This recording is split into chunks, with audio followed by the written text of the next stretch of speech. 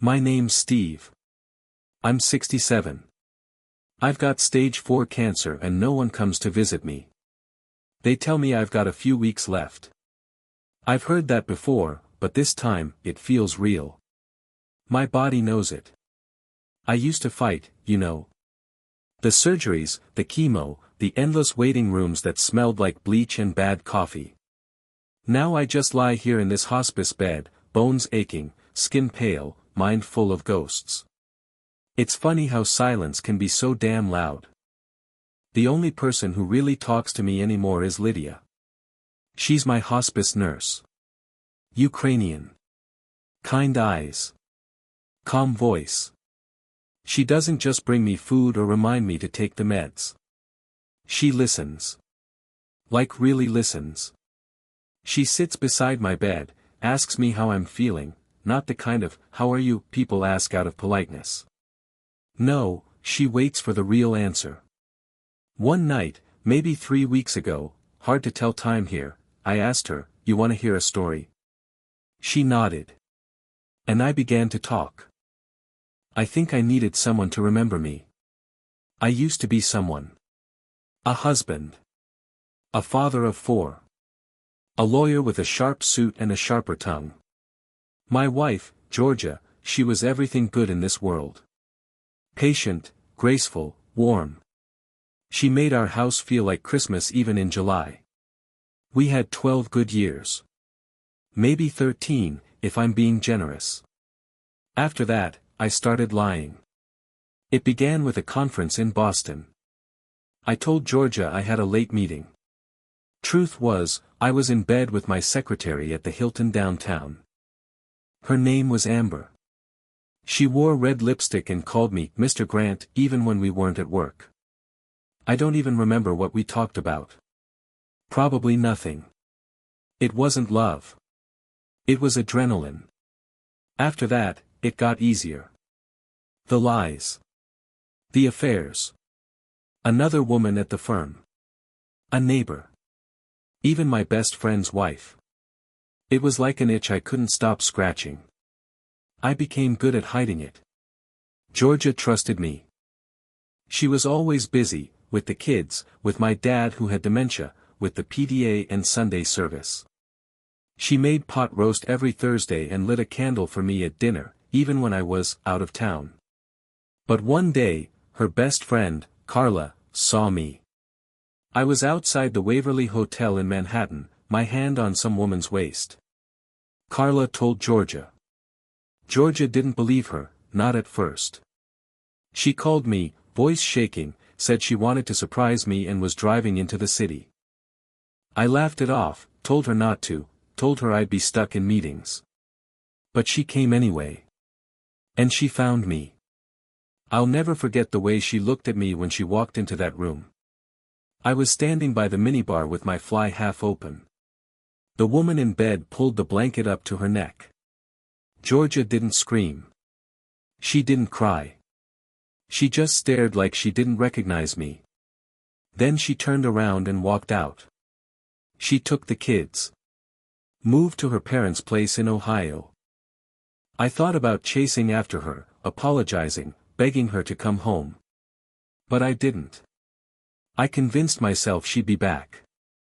That I was too important to walk away from. I even hired a hotshot attorney to fight her in court. Took the house from her, the same house we bought together. I remember the day we first saw it. We'd made love in the walk-in closet upstairs before the realtor came back with the paperwork. That closet still smells like her perfume. I won the house. But I lost everything. I kept sleeping around. Kept pretending I was fine. Then one day, a small mole on my back started to itch. The rest, as they say, is history. Stage 4 melanoma. That was 2 years ago. I thought one of the women I'd been seeing might stay, maybe even take care of me. But no. They disappeared one by one, like smoke in the wind. None of them wanted a broken man. Now I live alone in the house I took from my wife. A king in an empty castle. And I can't stop thinking about all the things I missed, all the bedtime stories, the school plays, the birthdays, the snow days when Georgia made pancakes and the kids built forts in the living room. I traded all that for a few nights in hotel rooms with women whose last names I don't even remember. Sometimes, I pick up the phone and call her. Georgia. I let it ring until it goes to voicemail. I don't leave a message. What would I even say? I ruined everything. Please remember the good parts. Lydia says maybe I'll get to see her again. Maybe. She's trying to reach out. Says Christmas is coming. Says she wants to give me one last gift, one I don't deserve. But I don't think I can die until I say I'm sorry. Not just in my head. Not just to the ceiling fan above me. Out loud. To her. Hospice nights are the longest. The walls close in after midnight. Every sound becomes a memory. The drip of the four reminds me of the faucet in the bathroom that used to leak for months until Georgia finally gave up and called a plumber herself. She used to wait for me to fix things. Not just the sink. Everything. I never did. I lay here most nights listening to the wind hit the window. There's a crack in the frame. It whistles when the gusts are strong. Lydia says she asked someone to come seal it, but no one ever shows. I told her to forget it. I deserve the cold. She doesn't believe in punishment, she told me. Said back home in Kiev, when bombs started falling and people fled, she stayed. Said she wanted to help those who couldn't run. Said she knows what guilt looks like. That it's useless unless you do something with it. You have time, she said. No, I don't, I answered. But she kept going anyway. She started calling my kids. One by one. Michael said, I have nothing to say to him. Olivia hung up. The twins? They didn't even answer. She tried Georgia next. It took her 3 days to track down the right number. Georgia had changed it. Moved again. New name, too, remarried. Lydia found her on Facebook, sent a message. For 2 days, there was silence. And then, on the third night, Lydia walked in holding her phone like it was a candle in the dark. She answered, she said. My heart stuttered. What did she say? She's thinking about it. That was it. No promises. No timeline. Just thinking. I cried that night. I hadn't in months. My body is too tired for crying. But something broke loose inside me. I remembered things I'd buried deep, the feel of Georgia's hair against my cheek when we danced in the kitchen, the way her voice rose when she read bedtime stories, the little laugh she gave when I kissed her neck. I ruined it all. And for what? My father once told me men are supposed to provide, protect, and be present. I failed on all three. He had dementia at the end. Georgia took care of him. Bathed him. Fed him. Held his hand when he forgot my name. She never complained. Not once. While she was wiping drool from his chin, I was lying in hotel rooms with women who barely looked me in the eye afterward. The night Georgia caught me, I still remember the hallway carpet in that damn hotel. Blue with gold swirls. I was barefoot. The woman I was with had her coat halfway on when Georgia opened the door. She didn't yell. She didn't cry. She just looked at me like I was a stranger. And maybe I was. I think about that a lot. What makes a man? Is it money? Power? The number of people who fear you, or respect you, or want to sleep with you? Because if that's the measure, then yeah, I had it all. But now? I have a plastic tree, a nurse with too much kindness, and a voicemail box that never fills up. Lydia brought me a gift today. A little wooden box. Inside were tiny folded notes. What's this? I asked. Letters from patients, she said. Ones who couldn't speak near the end. I write them down when they tell me things. I opened one. It said, "Tell my son I wish I had held him more." Another read, "I forgive her. I just want her to be happy." I read them all. My hands shook. My throat closed. At the bottom was a blank sheet. Lydia handed me a pen. "Write your own," she said. "Just in case." So I did. It started with, "Georgia, if you're reading this, I know it's too late. But I love you. I always did. Even when I forgot how to show it." I filled the page. Front and back. Didn't stop until the pen ran dry. Then I folded it up, kissed it, and handed it to Lydia. "Keep it safe," I said. She nodded. And for the first time in weeks, I slept without waking up in the dark. The thing about dying, it's not loud like in the movies. There's no dramatic music, no sudden fade to black. It's slow. It creeps. Some mornings I can't feel my hands. Other mornings I wake up gasping for breath like I've run a mile in the snow. Lydia says my lungs are filling with fluid. She says it gently, but the words land like bricks. I asked her today, "How much time do I really have?"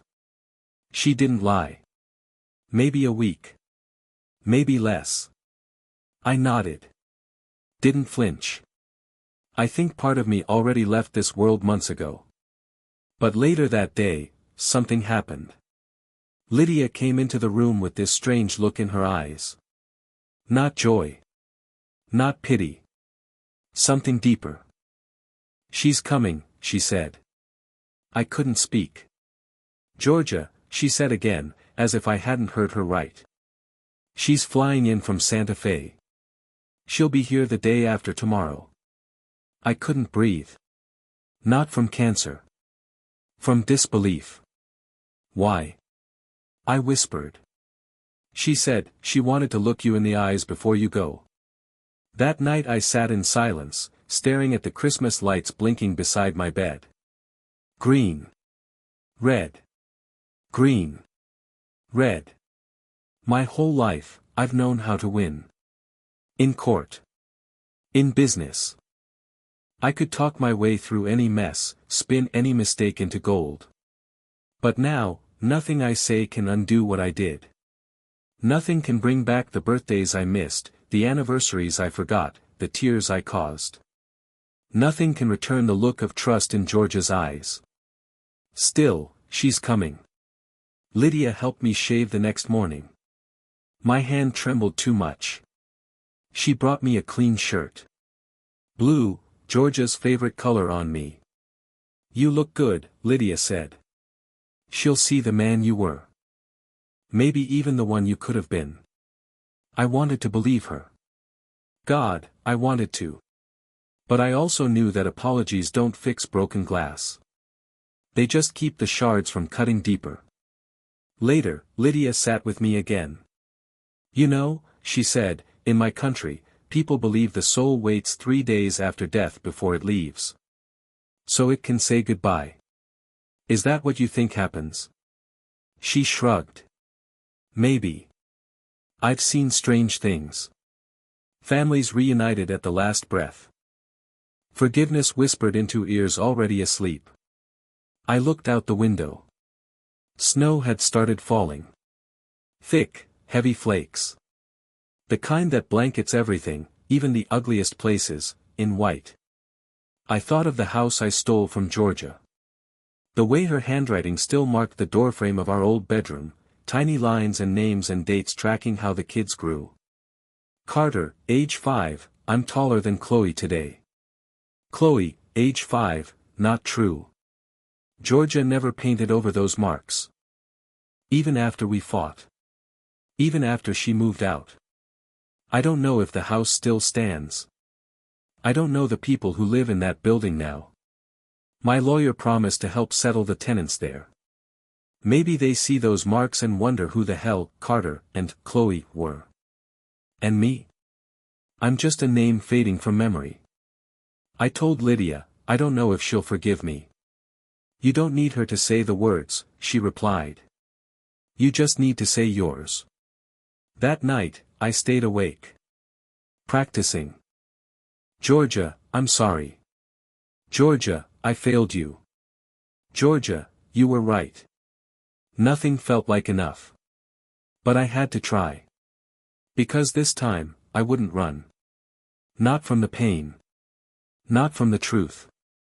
I'd face it, even if it shattered me. The day she arrived, I couldn't eat. Couldn't speak. I just lay there staring at the doorway like a man waiting for a miracle or a bullet. Lydia had cleaned the room that morning, wiped down every surface, fluffed the pillows, placed the letter I'd written on the table beside the bed. I told her not to give it to Georgia unless I couldn't say the words myself. At noon, the hallway outside filled with noise, heels on tile, coats being unzipped, quiet voices. I knew she was here before I saw her. Then the door creaked open, and there she stood. Georgia. My wife. My once wife. Older now. Gray streaks in her hair. A soft coat wrapped around her like armor. She looked tired. Not just from the flight, from life. From years of holding everything together alone. Her eyes met mine. And for a second, neither of us moved. Then she stepped forward. Just one step. No smile. No anger either. Just quiet. I tried to sit up, but my arms failed me. Lydia helped me up halfway. I felt like a child. Weak. Small. Hi, I whispered. Hi, Steve, she said. Her voice. Still the gentlest thing I'd ever known. Tears filled my eyes before I could stop them. I didn't think you'd come. She didn't answer. I wouldn't have blamed you, I added. She looked around the room, nodded toward the little blinking Christmas tree. Lydia's been taking good care of you. She's been my lifeline. Georgia sat down in the chair beside the bed. Folded her hands. Waited. And I knew, this was it. I'm sorry, I began. My voice cracked like dry wood. For everything. For every night you sat alone waiting. For every lie I told. For breaking the heart of the only woman who ever loved me for who I really was. Her eyes welled up. She blinked, fast, like she wasn't ready for the tears either.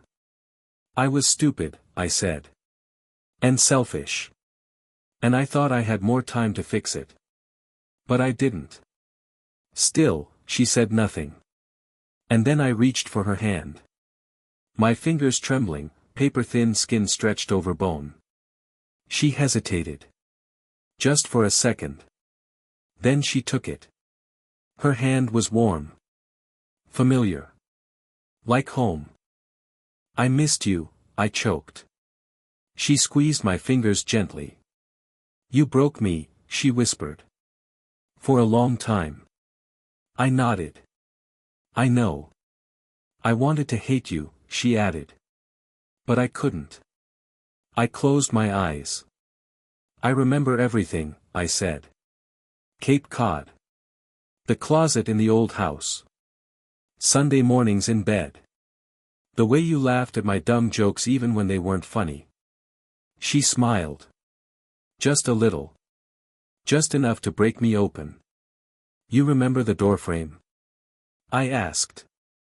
Her eyes lit up. Our kids' height marks, she said. I couldn't paint over them. Even when we moved. I couldn't help it. I started crying. Quietly, but deeply. The kind of cry that comes from every part of you, even the parts you buried long ago. Georgia leaned forward and pressed her forehead to mine. I forgive you, she whispered. And I broke. Right there, in her hands. I kissed her fingers, one by one. Could barely hold them. My strength was fading fast. She stroked my hair. Lydia stood at the doorway, watching. Silent. Kind. Like some guardian angel from the east. Georgia didn't move for a long time. She stayed until my body could no longer hold my spirit steady. And just before the light started slipping from me, I heard her voice again. "It's okay," she said. "You can rest now." I closed my eyes in her arms. And everything went quiet. I thought death would be silence. A void. An end. But it wasn't. Not at first. I didn't feel the moment I died. Not exactly. One breath became half a breath, and then none at all. My chest stopped rising, and everything went still. But I was still there. Somehow. Floating, maybe. Drifting, but not lost. I saw Georgia still holding my hand, forehead pressed to mine. Her tears fell quietly. She whispered something I couldn't quite catch, but I felt it, deep in the space where my body used to be. Then I saw Lydia step in and gently touch Georgia's shoulder. No words, just presence. That's who Lydia was, all presence. They sat with me for a long time. Didn't rush. The room was quiet, but not empty. Something sacred lingered there. Maybe it was love. Maybe regret. Maybe both. I watched Georgia lean down and kiss my forehead one last time. "You were still mine," she whispered. Lydia pulled the sheet up over my chest, careful, like she didn't want to disturb me. But I was already gone. And yet, not gone. I followed Georgia out into the hallway. Strange thing, not having a body. No footsteps. No breath. But I was. I existed. She walked slowly. Wiped her eyes with the sleeve of her coat. She looked 10 years older in that moment, and 10 years lighter. Lydia caught up to her. "I'm glad you came," she said. Georgia nodded. "So am I." Then she reached into her purse and pulled out a small envelope. "His will," she said quietly. "The lawyer called. He left everything to me. Even a secret account I didn't know about."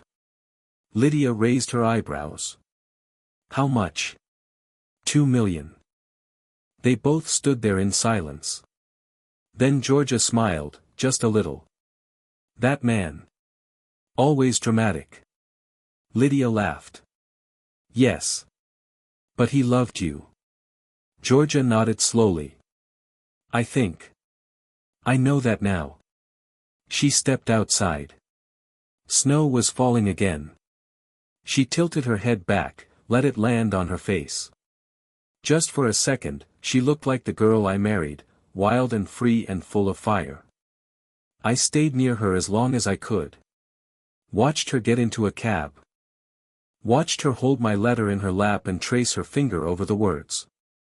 Then I turned back. Back to the room. To Lydia.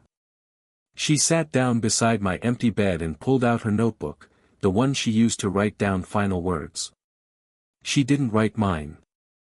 Not yet. Instead, she looked at my body and whispered, "You did it, Steve. You made it right."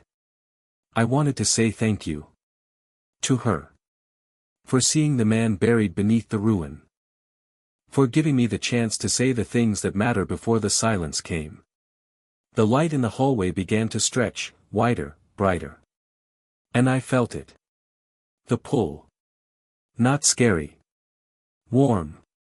Like the house on Christmas morning. Like Georgia's arms. Like my kids when they were small and unbroken. I looked one last time, at the tree blinking in the corner of the room, at Lydia's steady hands, at the folded letter on the table. And then. I let go. But not before whispering, into whatever waited beyond. I was lost. But I loved. I broke. But I remembered. Forgive me. And then, peace.